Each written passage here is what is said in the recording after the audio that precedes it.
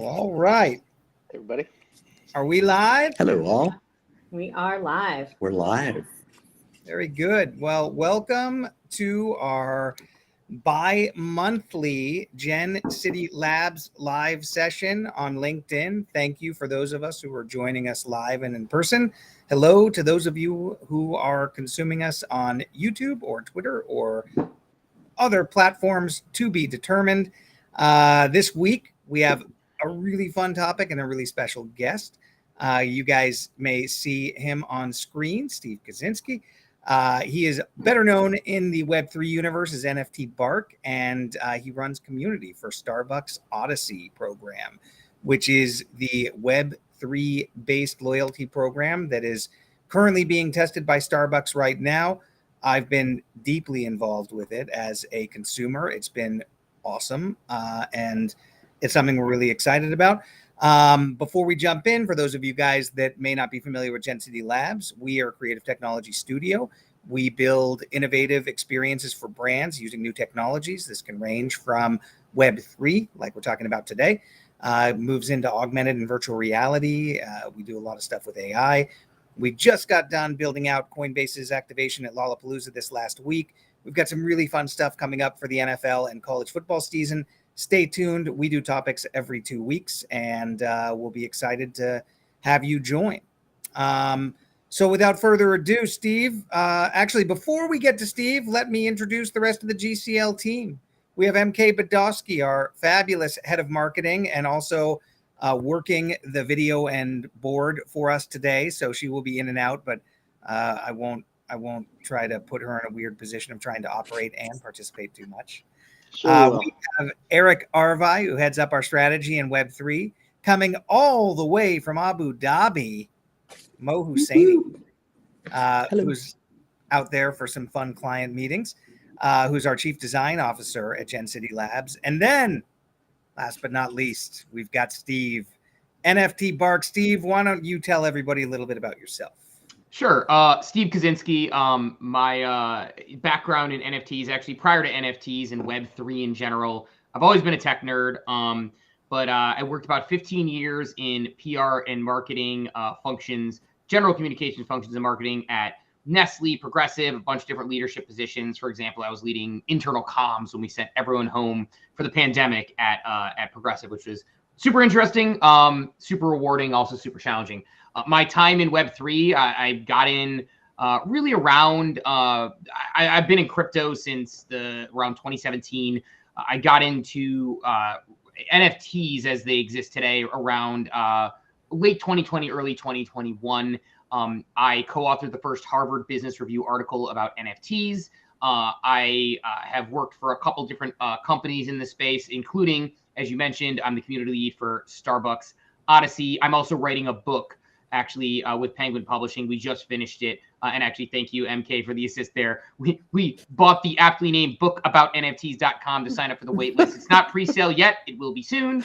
But writing that with my co-author from my Harvard Business Review article, and he's also an A16Z researcher. So pretty excited for that as well, about how businesses can authentically enter NFTs. So I'm just all about this technology, but I've always been a tech nerd my whole life, whether it was Web 1 or Web 2, now on to Web 3. So excited to be here and chat a little more about that. Awesome. Yeah. And I think, for those of you out there listening today, we're really going to focus on how Web3 is enabling communities to develop. How do you utilize this new technology to connect individuals to the brand and connect individuals to each other, and to do that in unique ways? And I think that as you evaluate using new technologies in the space, we can start with a little bit of Web3 101, and then move on to, very specifically, Steve, how you're seeing the community develop within the Starbucks universe, and then also beyond. Like this is intended to use Starbucks as context, but certainly we want to identify any really great brand activations that are happening out in the world and see how they're effectively using this. And also, don't be afraid to call out people that may have taken a few missteps, because we very often learn more from our failures than we do our success.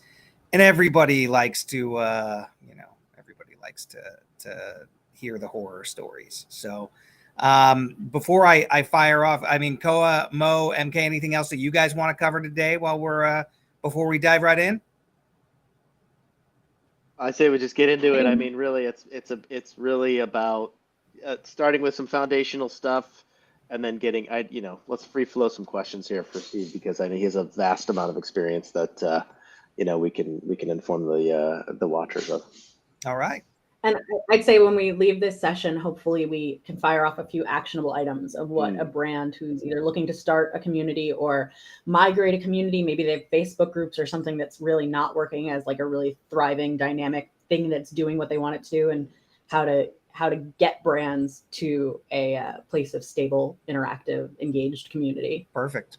Well, I'll set it up then, just at a very high level.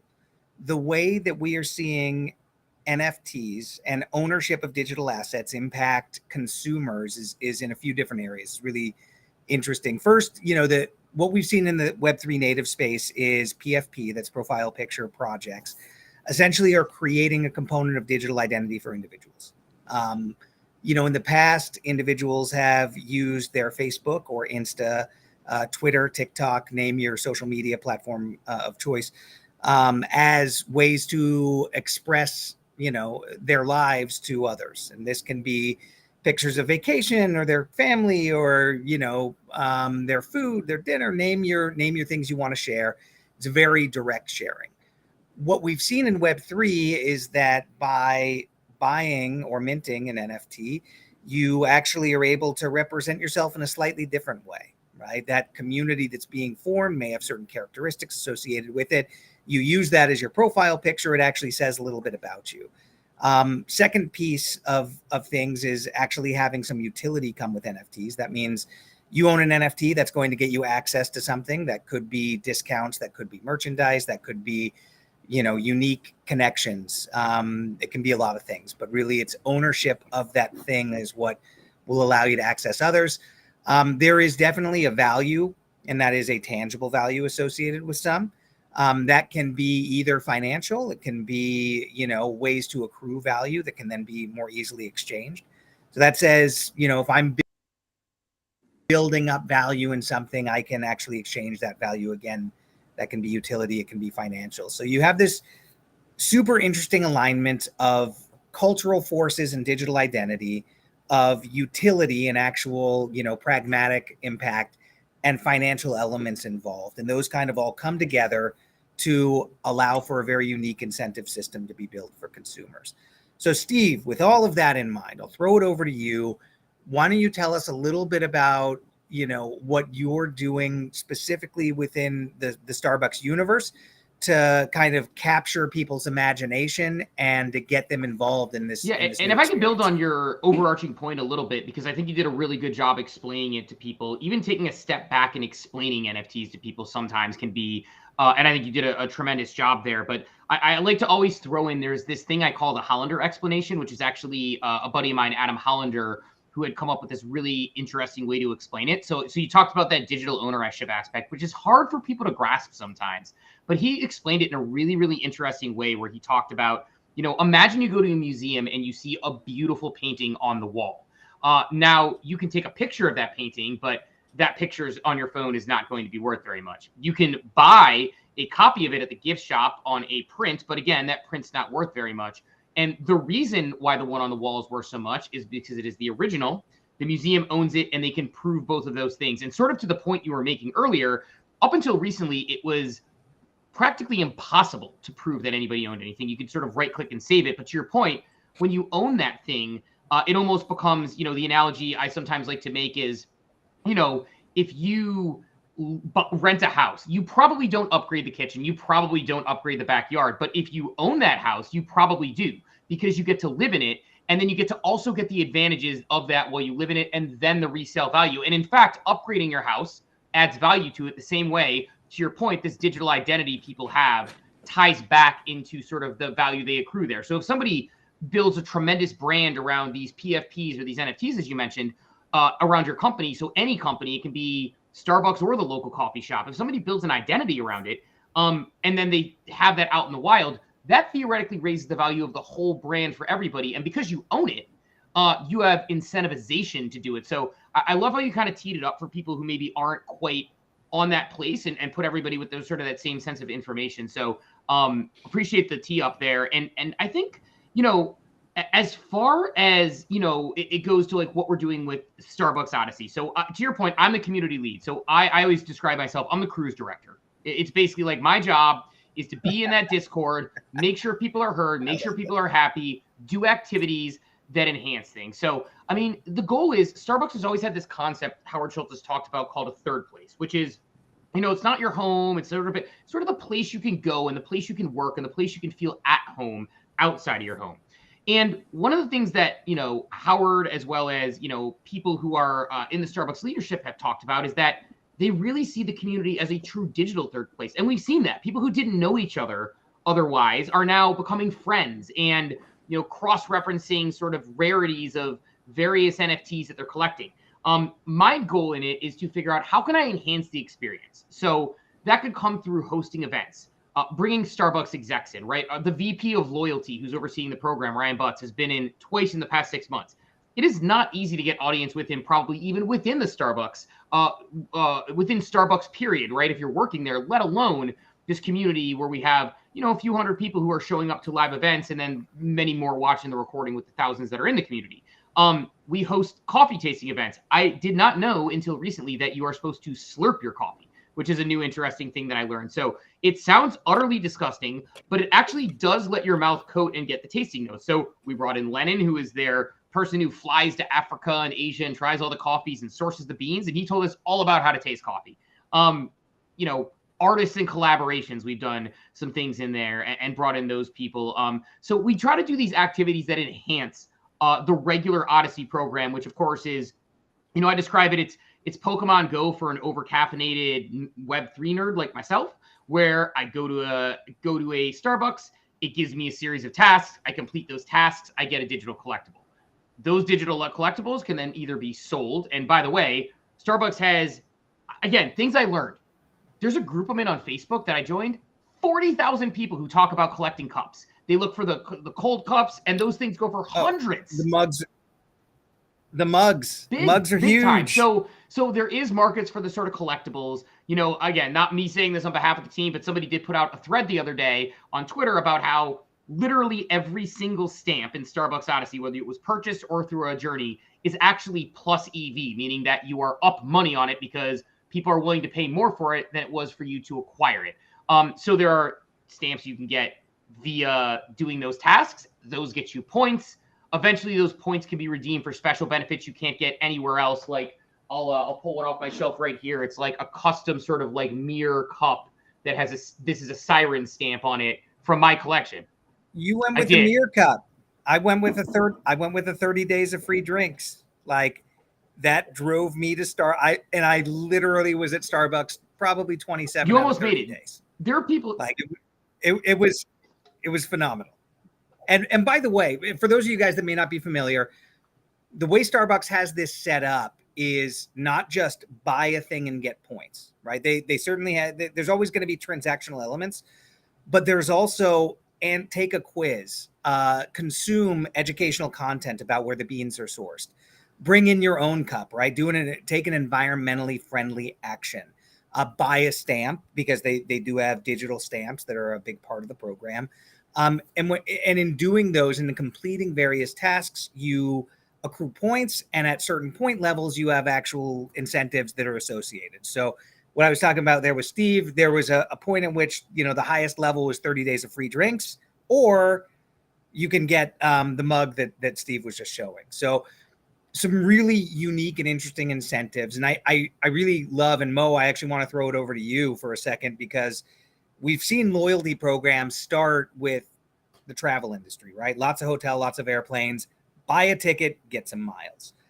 This represents a very significant departure from, I think, what is traditionally a transactional loyalty involvement. How have you seen that kind of changing year over year? And, where do you see that going in the future? Yeah, look, I'll be honest, I'm not sure that it's that much of a departure, right? Like, I mean, I think fundamentally you're still talking about the same thing. You're talking about getting people to engage in ways that the company wants them to engage in. I think what it is a at least for me, and please, I would love your perspective on this, Steve. I think there's an aspect of fishing where the fish are, right? Like, I think that this is about finding the kinds of people who are more forward in terms of their engagement with the digital world, more kind of cutting edge, more early adopters, and engaging with them in ways that make sense for those kinds of people, right? Like, I personally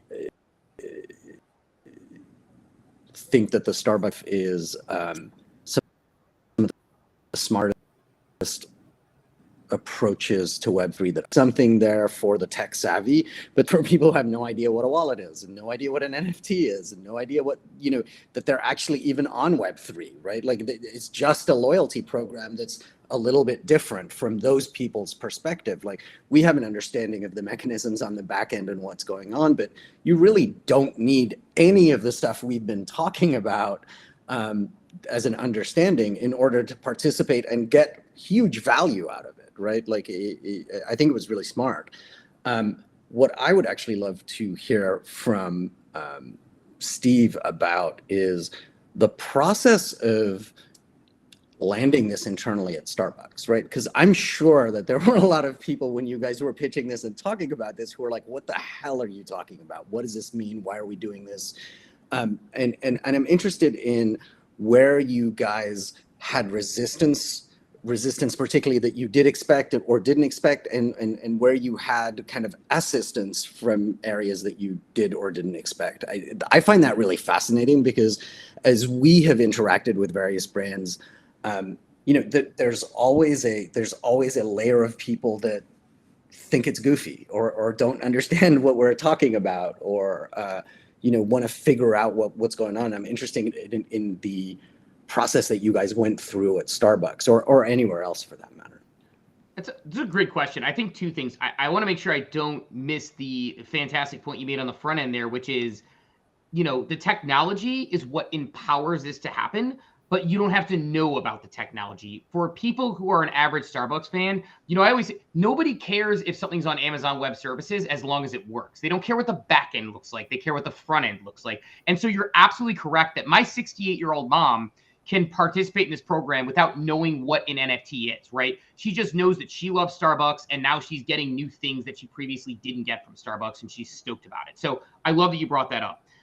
So in transparency, I wasn't on sort of the overall pitch team that planned it and everything like that, but I do have some little bit of background from it. And what I can tell you from that is stories that Adam Brotman has told. So we had a bit of an ace in the hole.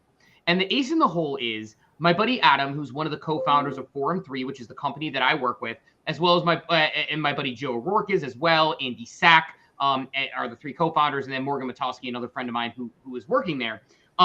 Where I'm very lucky is that Adam Brotman is the former chief digital officer of Starbucks. He helped architect the mobile payments plan that everybody, 30 million plus people use, and saw it go from nobody gets it to all of, basically, such a large percentage of business. I don't know the number, right? It's like on my phone, I have like 1,400 stars on there right now. So it's like, one of those things where he's been, he walks in with a little bit of credibility.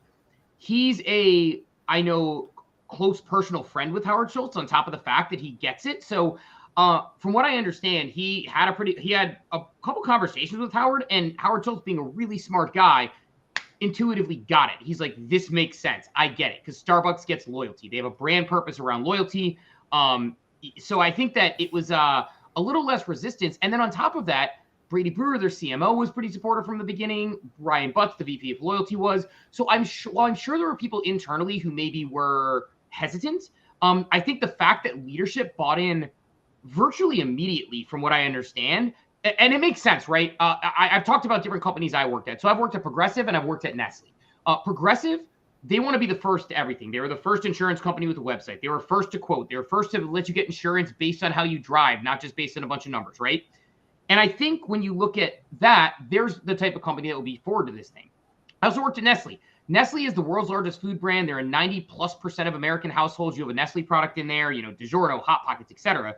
So for them, they kind of sit back a little bit, let things settle, and then they tend to go. Neither way is wrong. But Starbucks being a little more on the progressive side of things, I think for them, you know, when they hear something like this, they're like, well, we can have a competitive advantage if we get out in front of this.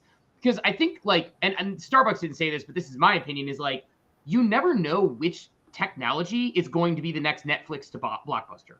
And you want to make sure that you're not fading that one or taking your time on that one that becomes the big one. So I think they just always are big on being alpha testers on things. And so is I experienced it at Progressive. I was very lucky. And so I think the resistance was minimal from my understanding when they were pitching it. Man, I don't know if any of you guys have read The Innovator's Dilemma. If you haven't, it's a great book. It really is all about struggles at a certain size to disrupt your own business and having the courage to disrupt your own business. And that's actually kind of where I see Starbucks thriving, is their willingness to take an immensely successful, like Mo, I think you know this, Starbucks has become like the 30th largest bank in the world because of the amount of credit that people have. Like that sort of success with the mobile app, right? With mobile ordering and the amount of money that they're hanging on to is wild and unheard of and just crazy. And then the willingness to experiment in this way and to be able to embrace new technologies is what, you know, it's what's kept them on top. It's what's done it. And I think that you look at certain brands out in the world, you look at those that are experimenting in Web3 right now. You've got Adidas, you've got Nike, you've got Reddit, you've got, oh man, somebody help me out. Koa, what do you got? You've got, I know Lamborghini. You got pretty Porsche, much all the fashion brands are playing in Gucci, this space. Like Tiffany's. Yeah. Yep. Yeah.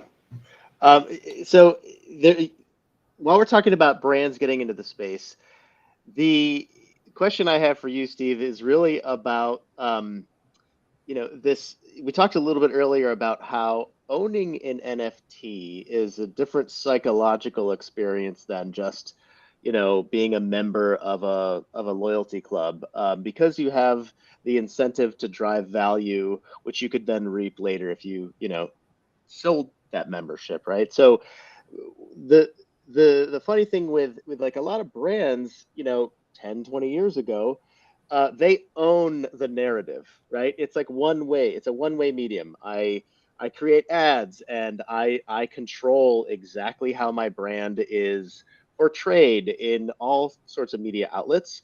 Social media has shifted that a little bit. And I think adding NFTs as a layer of now a community is this amorphous thing you can't really control. And, you know, the ownership layer of that even adds another layer of complexity where, you know, I, as an owner of an NFT, might feel I have some say now in the narrative. And so brands have to kind of share that responsibility. And that's a tricky balance, and also not one that is easy for most brands to A, grasp, and B, sort of give up some of that.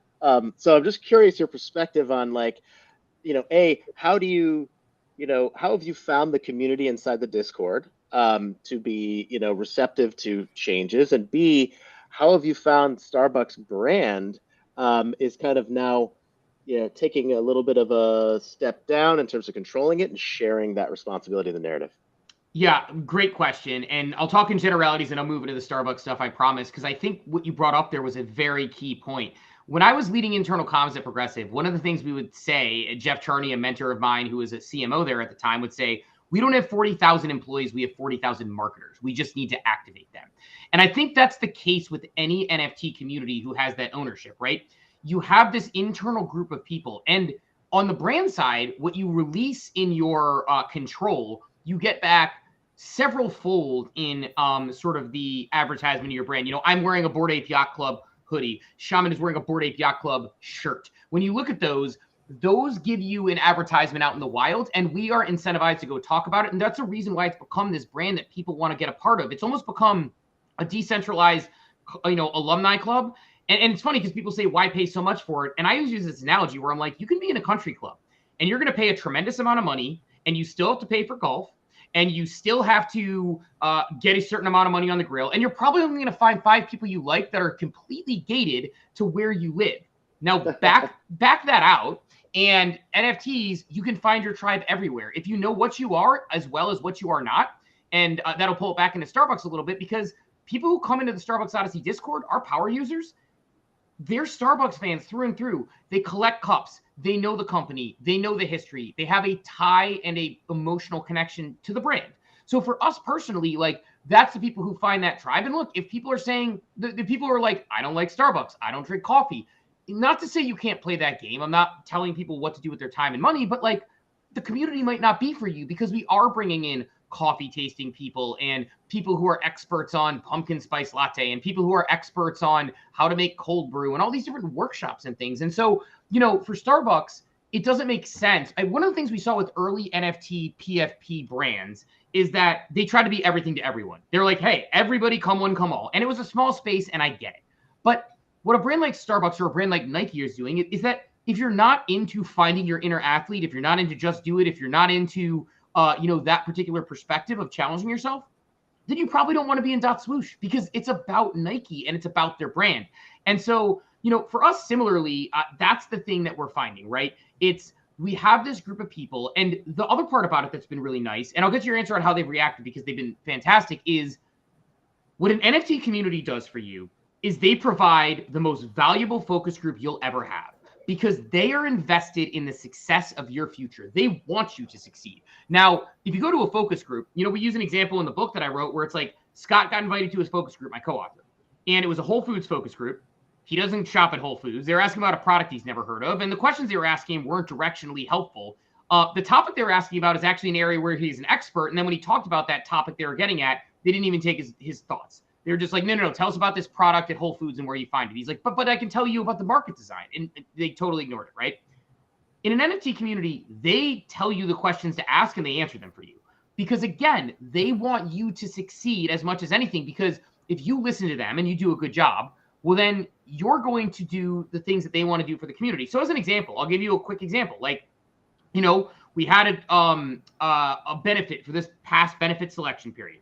And it was a virtual tour with this sort of ceramic mug. And it was a high-level benefit, and I know there was some cost associated with it. Community wasn't overly thrilled with that benefit. Now, they weren't yelling at us about it. They were saying, hey, it doesn't really feel like a level 4. Here's what we don't like. And they're like, man, then we have this merch option. But because they want to represent the brand, they want all the merch, right? And we had this one option where you could get, you know, a fanny pack, a tote bag, or a T-shirt as an option. You can pick one of them.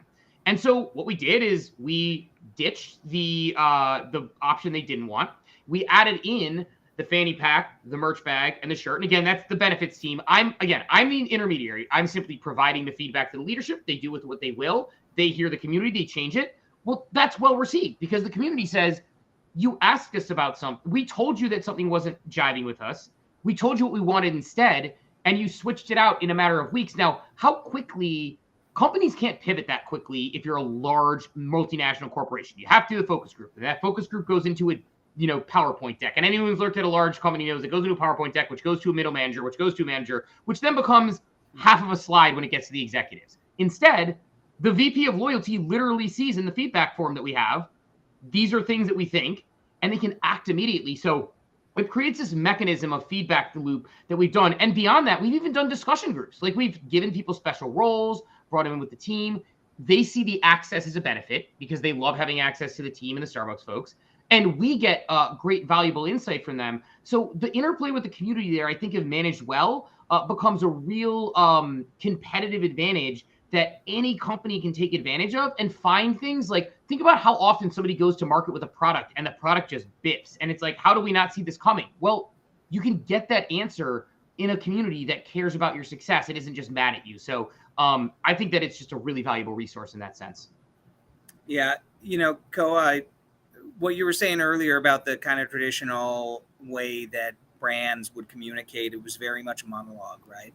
We're going to produce content. You're going to consume the content. That's changing to a dialogue. And what you were just describing is a perfect example of brands using this new ability to create a dialogue with community, and then having the ability to be flexible throughout and to be able to change elements of a campaign or elements of incentives. It's not every brand that can do that is nimble and agile enough to do that. I think, that is definitely a takeaway, is be prepared to pivot, be prepared to shift, be prepared to take immediate feedback, and then, take immediate action based on that feedback. Living in a world where, oh, go ahead. Yeah, no, I was going to ask Steve, like, you're deep in this world. What is the most interesting thing that you're seeing out there that you're not involved in, right? Like, specifically, right? Like, what's I always use as my measure of excellence the what I call the jealousy factor, right? Like, what work makes me go, oh man, I wish I was involved in that. What work is out there that makes you feel that way? Or if there isn't, what are you hoping to see out there? Oh, I love this question, Mo, and I'll give you two answers. One, which is the jealous factor, and then one, which is just the coolest thing I'm looking at right now. So the jealous factor, I'm just going to say Doodles. Doodles, what they do with their IRL events, and if people don't know, Doodles is a Web3 native brand that is based on this artist, Burnt Toast, who made this, Scott, who created this incredible art. And they create this world-class IRL experiences. And they hired the president of Billboard, Julian Holguin, to be their CEO, who's really helped them get a ducks in a row creating a media brand. But specifically, the way that they do immersive experience, everything is uniquely Doodles. It is, as a marketer and a brand guy, it is the coolest thing when you get merch and your merch comes out on a little roller coaster that comes out of the back of like this like little windy rainbow roller coaster.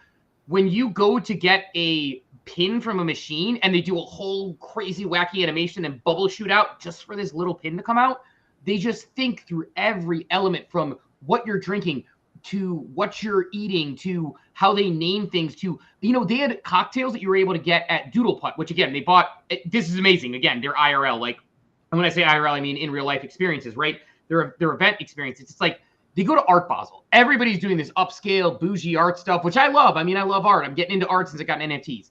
Doodle says, nah, we're going to zig where everyone else is zag, rent out a warehouse and do a crazy immersive putt-putt experience, which has unique things where like, I would scan my badge and my Doodle I own would show up on the putt-putt course and they would give me an easier path to the hole because I'm a holder.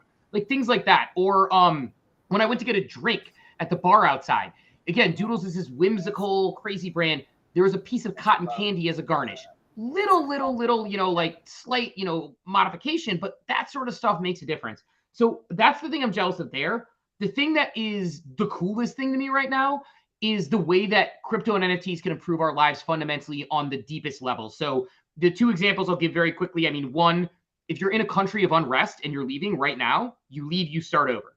If you're in a country of unrest in a world of digital ownership, your degrees are on the blockchain. Your ability to take your money elsewhere without having to just pack what you can and not start over. All of that stuff is beautiful to me. And similarly, like medical records, which sounds, again, hilariously mundane. But right now, like my mom just lost her person who is helped with one of her doctors. And she got a recommendation for a new one because she didn't want to switch, providers again, right? It's a giant pain. A world where there are privatized medical records where you go, you press one button and everything transfers over. They have your history, all the things about you. That is so valuable. On top of that, right now, we all swab our mouths and send it to 23andMe. And they on the back end sell your data for millions of dollars in results for like, what are you sensitive from a food perspective or what's your history? There's a world in the blockchain, and I know people working on this, where you swab your mouth, they put it on a privatized blockchain, you own your DNA. And when somebody says they want a 40-year-old male who's a father of two to get data on, I click a button and they pay me for my medical data. So those things to me are just so cool and so mind-blowing. And then when you start thinking of soul-bound tokens around voting and all that stuff, it's the big stuff that gets me excited, because I don't think people realize that, like, whether you realize you're going to be interacting with them or not, NFTs are going to fundamentally shift virtually every aspect of our lives. And when you start to look at all of them, those big applications are what really get me geeked out, even though they're not like the fun sort of PFP stuff. I just think it's so cool. It's actually, just on a completely separate note, but it's actually really, really interesting. I think it was last week, the family of Henrietta Lacks, who basically settled with the drug company. And I don't know if you know this story, but this was an African-American woman in the 50s or 60s, I think, who died of ovarian cancer. But they took her cells and cultured those cells and basically used them as the basis for all of the treatment that we have today is based on being tested on those cells. The family got nothing. In fact, they didn't even know that her cells were being used. They weren't asked or anything like that. And there was a book called, I think, The Immortal Life of Henrietta Lacks that came out that was just unbelievably good. And they settled just this past year. So there you go. It's awesome. Back to you, Schaiman. Kids still yelling? Right. I also love where Steve's going with it, because the potential of Web3 is so vast, and we're just dipping our toe in the water right now, right? You think about you know, I've said this before, there are DMVs that are adopting blockchain for title of vehicles. Yep. So the ownership of your car is going to be on chain. If you were a marketer and you lose to the DMV, you should feel great shame. So don't be out innovated by the DMV. That is your one takeaway from today. But, you know, there's super fascinating things about applying the concepts of ownership that we have in real life to the digital world and to the digital lives that we lead. And it really is about access. It's about ownership of assets. It's about ownership of your identity. It's about ownership of your finances. It's about ownership of your data. And that's where Steve was going at the end there, where, you know, talking about right now you have social media companies that are collecting your data. You see what Elon is doing with Twitter, and whatever you think about Elon and X, man, he has started to pay creators for the views they get and for the ads that are running. And that is, you know, one of the first times outside of YouTube, which is very directly intended to do that. You don't see Insta, you don't see Facebook doing that. You don't see, you know, TikTok doing that as directly. So on Twitter, you've got this new kind of paradigm shift where the content you create and the eyeballs you generate are actually things that are going to reflect upon you. Now, that doesn't work down to a micro level, right? I'm not going to get a dime because 100 people read a few posts. They're really, you know, you have to be at certain levels of followers, but there will be a point at which the data that you generate through your browsing, through your content consumption, and through your everyday lives is going to have value, and that value is going to be able to accrue and be exchanged. I feel like I need to pull back you Web3 maxis from going off in your geeky direction and pull it back to what we're here to talk about, which is the communities part. Thank you. God. Thank you. Boys, Okay. Boys and your Web3. I know. It's Steve's fault. No, I was. Can I give it a bit? Like, before we get the train back on the tracks, because I know we have fully derailed. I will say, like, the two things I do want to build on that point just really quickly, though, because the social media point is so huge. Like, one of the things that Web3 provides is portability, where you connect one wallet and you are on Facebook, Instagram, Twitter, and it can be the same thing as much as you choose to share. Right now, all those social media sites own your stuff. So it's like, imagine if you bought an apartment, you put everything on the walls, you bought a bunch of furniture, and then when you leave the apartment, they're like, no, this stays in the apartment. That's what social media sites are doing to you. That's what Facebook is. And so, like, the idea of that sort of idea of like a portability, I think is huge, because, and the other thing you said in there that I think is important to take a step back on, and we can totally put it back to community, is that NFTs are just better software. Like, people get so so up in arms about things. The internet was better software. I remember I was building websites in 6th grade. I'm 40 years old. You can do the math. It was not cool back then. There was no Google. I had to learn HTML all on my own, right? When I was building those websites and people started to go through online shopping, people looked at you like, what are you, nuts? Like, you think I would buy a pair of shoes online? Like, I'm going to the store, I'm trying them on. Now, I don't want to see a human. I want to get everything on Amazon. It's just a consumer behavior because it's a better experience as things go on over time, let alone people went to pay their bills. They go to Macy's, they'd write a physical check of paper and hand it over or mail it in. Now you just do online banking without thinking about it. So I think what you talk about, like with the just better software too, is such an important point to underscore, because people get like very, I don't know, like they get nervous about like, oh, NFTs, digital ownership. You know what my kids spend money on and ask for every single holiday? They want Roblox gift cards, they want V-Bucks for Fortnite, and they want Minecraft stuff. They want to do that free upgrades. So I think people saying like, I don't want a digital thing or whatever, the answer to that is, you know, like you need to look at the next generation, what habits are, because that's where things are going. So, I just want to double tap on that again, because I think that was a really good point you were pushing there. Yeah.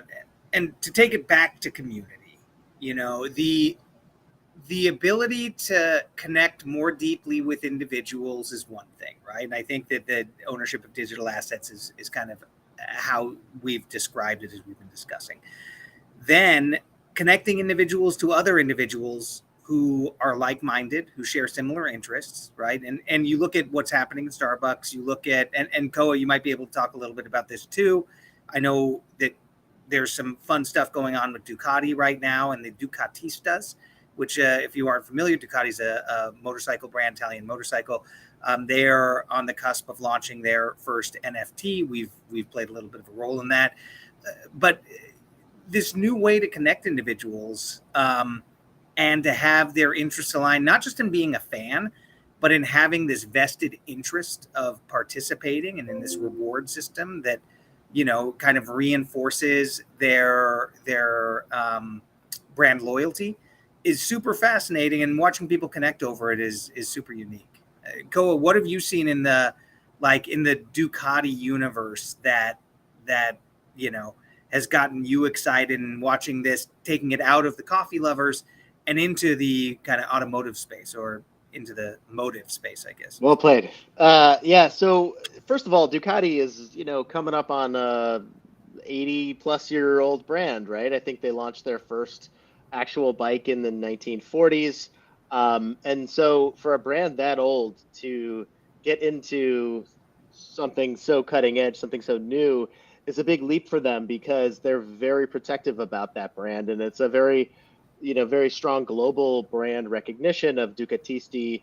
And they have clubs all over the world. You know, bike owners get together, go on rides, and you know, all sorts of events. They've got their MotoGP, you know, professional racing crew for their bikes. And so, as Schaiman was saying, we've played a role in kind of helping create the strategy behind the actual campaign. They just closed the mint for the very first of what will be 4 drops. It's just a membership, sort of a membership token that represents kind of the evolution of the logos.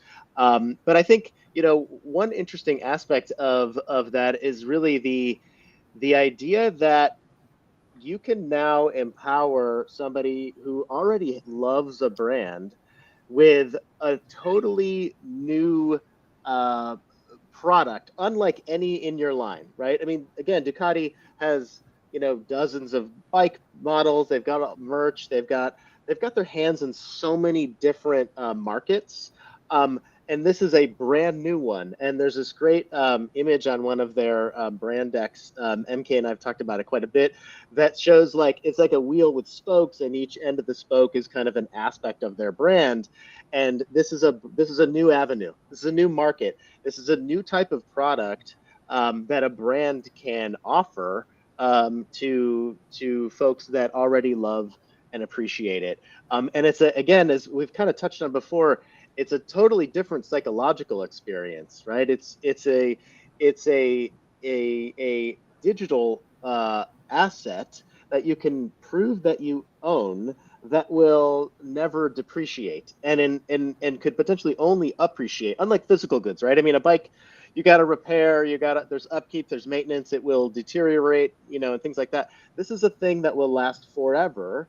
And the brand, as Steve, you know, aptly put earlier, it creates this built-in focus group, right? So that you can pivot quickly and make decisions. I just love that aspect of NFTs and brands. And so, you know, this is an exciting endeavor with Ducati, and we'll be, you know, launching the subsequent drops here over the course of the next like 4 to 6 months.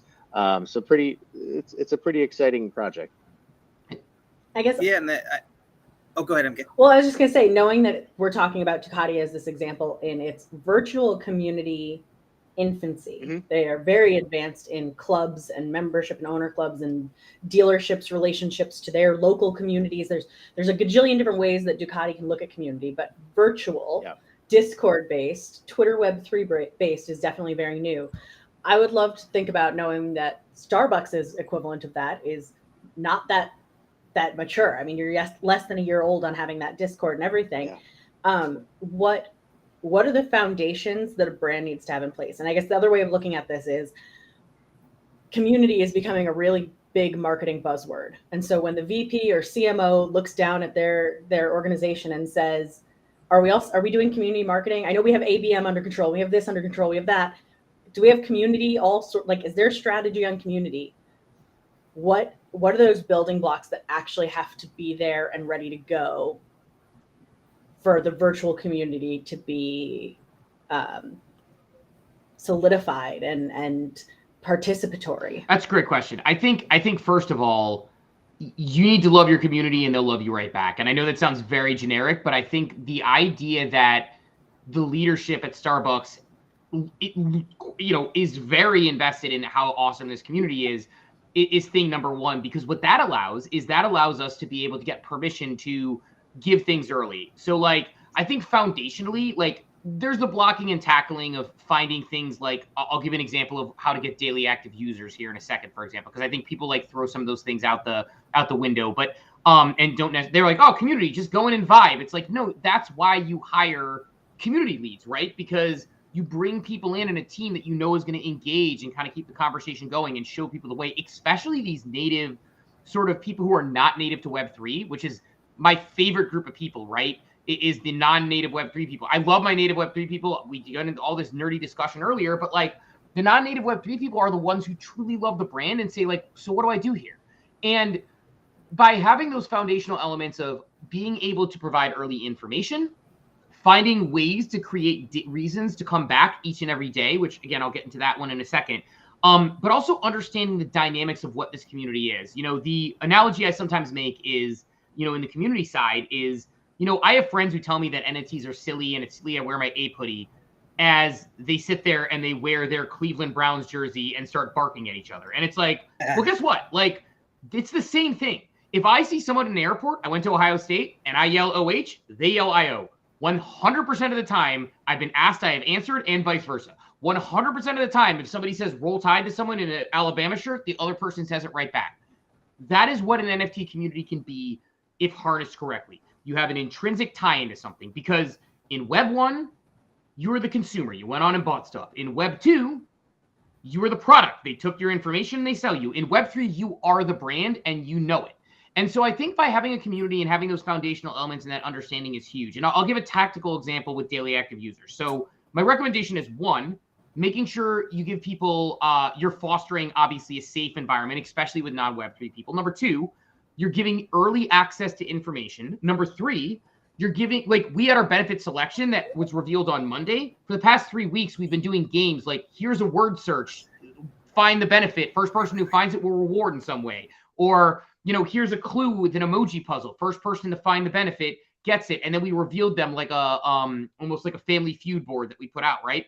So like by having those out there, it's like people have a reason and excitement. They're getting stuff early. We're engaging them in new ways. We're giving them experiences they wouldn't otherwise get. Again, a coffee tasting with an expert.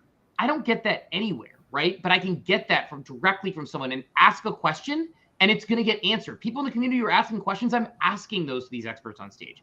And the last thing where I'll give a very tactical example that I love is, shout out to, Joe O'Rourke and Morgan Metosky, who is our, there are sort of our, brain trust in a lot of ways with Adam and Andy that works on this stuff. They had this idea for the coffee bot. The coffee bot is a thing where every day when you come in, you do a / command, right? It's a command in a Discord where you can give someone a coffee, a treat, a hot drink, a cold drink, a breakfast, whatever. When you give them that, they get a bean and you get a bean. So these beans are like this little currency, okay? And if somebody does something really cool, like if somebody helps you out, you can give them beans. So when somebody helps someone else out in the Discord, I give them beans in the cafe. I'm like, hey, let me give you 4 beans. At the end of the month, 5 people win 1,000 stars for their Starbucks Odyssey, right? And I won. oh, were you one of the winners? Yeah. Wait, when did you win? Which was it, this month or last month? Last Nice. month. Congrats. I don't even know if I realized that. And I gave you your beans. Or your stars. But that's what it is. So people go in there every day, they interact, and the daily active user element of that, because people don't think about the things like Candy Crush and all those other ones. They don't think about it. They say Web3, you're the brand. You should just be incentivized. You own this thing. You still need to do the traditional marketing tactics. And that daily active user activity has been so successful. It's our second most engaged channel after our cafe, after our general chat. The cafe is our second most engaged channel. And that's by design, because if somebody goes in there and gives someone a bean, maybe they'll check out general. Maybe they'll peek at the announcements. Last tactical thing I'll give, so I want to make sure I kind of play them back. It's like early access to information, exclusive experiences, listening to your community, daily active users, is make everything digestible. So one of the biggest pieces of feedback we got, especially from non-native Web3 people, which I get, I may be in 500 Discords, they are not. So these people, this is their only Discord. It's another information channel. Again, people like my 68-year-old mother are in this saying like, another app, another thing, I don't want this. So what we did was we started just issuing a weekly recap. And that weekly recap is fun. One of the things in the weekly recap is like, this is the highlights from Odyssey this week. Other are some key dates, other Starbucks news, but we also do Discord highlights. If, somebody spilled some tea from the team, we put it in there. If somebody made a really cool GIF, we put it in there. If someone shared an image that they did a Photoshop, we put it in there. So it's this combination of weekly recap that's like fun time with the Discord community, but also all the information. If you go on vacation for a week, Friday around noon, you're going to be able to get all your information and not miss anything. So it's sort of these combinations of things that we test and learn, and we'll continue to learn and grow. But those are some foundational elements for people who are trying to build an NFT community. Awesome. I love the breakdown. So I know we're getting close to time. For those of you that have joined us live, we appreciate your joining us on this LinkedIn Live, which is LinkedIn streaming platform. For those of you joining us remotely and listening in after the fact, we appreciate your time and attention as well. Once again, my name is Mike Schaiman. I'm CEO of Gensity Labs. Our special guest today is Steve Kaczynski, who not only works as Starbucks community lead, but also is writing a book on NFTs. It's going to be released in a few months here. And actually, Steve, why don't you tell us in the last couple of minutes, tell us a little bit about the book about NFTs. Appreciate that. Yeah. So the site on the bottom, bookaboutnfts.com, you can go there, drop your email, learn everything about it. So the goal of this book is to be designed for people who are not Web3 native. We have created a framework with things like ownership, utility, community, and some other elements that any brand, whether, again, your Starbucks, local coffee shop, big business, small business, can pick up and say, this is how I can use NFTs for our business. We want to demystify what these things are. We want to explain that they're just better software. We want to give an actionable framework for it that is hopefully timeless, right? I mean, who knows? But yes, I would equate it to, if you read Gary Vaynerchuk's jab, jab, jab, right hook, yes, the examples are dated, but the actual thesis of it still works. As Mo looking like Gary V today, as we've seen in the chat, that sharp Gary V beanie look. So our goal is to say, hey, we want this book to be timeless. We want the framework to be long-term. And the cool part was our editor has no Web3 experience, and we didn't ever set up a wallet or do anything like that because she was able to tell us, this is too inside baseball. This is too inside baseball. Our test readers that we had were people from large companies who would be potential users of these, middle management to executive level, saying, this makes sense, this doesn't make sense. And the goal is that either, if you are a business trying to figure out this framework, you can put it into play. If you are somebody who loves NFTs and wants to even learn a little bit more about how you can potentially work in the space and put it into action, that's great. If you want to be able to talk around the Thanksgiving table to your family without them thinking you're insane, you can say, here's a book that was written by, not me, but my co-author is a Harvard business professor. So at least you have the credibility there to say, it's there and it explains what these things are, down to the levels of, in our first chapter, we have a part that says, aren't NFTs tied to crypto and isn't all crypto a scam? Because people think that. So we want to address it, right? So we address the myths about NFTs head on. We actually even start in our first chapter with the premise of how ridiculous it all sounds because we want to meet the reader where they are. And eventually we ease them into the framework, the explanation, the execution, some actionable items that people can then take on if they want to start building their own. And our goal is to just bring this technology a little bit closer to being something that the world uses. Because one thing that drives me nuts is I don't want people to be afraid of the technology simply because it has this stigma around it. I want people to understand this is just better software. Here's how you can execute it. And we have done 18 months plus 2 years plus of academic research to bring this to the forefront to say, this is how you can bring it in. So who knows? I hope people read it. I hope people are excited about it. We're certainly excited. And, it's just on a personal note, it's like one of those dreams where it's like, I've always wanted to write a book. I've never really thought about it, but I've always been a writer. So to write something with one of the world's largest publishers is like just the coolest thing. So I'm really excited and hoping that people get a lot of value out of it. Awesome. Well, when you hit publishing, we'll have to have you back on and talk about how the Web3 space and community has evolved from now until then. Any parting shots? MK, Mo, Koa, you guys have any final words on Web3 and community? The only final words I have is thank you so much for this chat, Steve. Like, it was deeply interesting and deeply informative. So I, for one, am glad I stayed up. So. Way to go. Thanks for your midnight appointment, Mo. We appreciate it. It's late where you are.